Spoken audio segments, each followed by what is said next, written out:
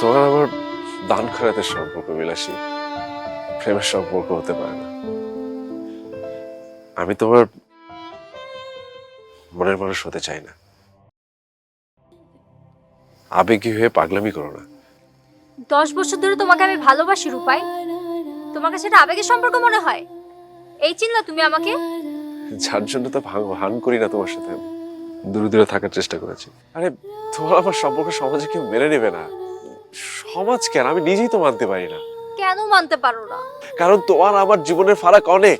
রাজপ্রাসাদে থেকে গরিবকে দয়া করা যায়, কিন্তু পাশে থাকা যায় না। আমি এত কিছু বুঝি না রূপাই, তুমি আমার একটা কথার উত্তর দাও। তুমি কি আমাকে ভালোবাসো কি বাসো না?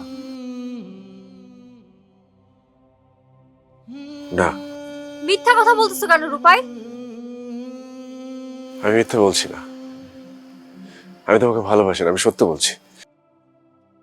আমার দিকে তাকাও, আমার চোখের দিকে তাকাও। তোমার চোখের দিকে তাকালে তো আমি নিজেকে দেখতে পাই, আমার চোখে কি তুমি নিজেকে দেখতে পাও না? ভাই,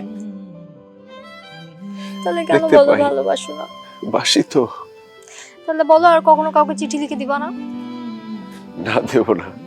আর আমাকে এভাবে কষ্ট দিও না। কোনোদিন দেব না। আমরা এভাবেই দুজনের হাতে হাত রেখে জীবন কাটিয়ে দিব। জীবনের শেষ নিঃশ্বাস পর্যন্ত একসঙ্গে থাকবো।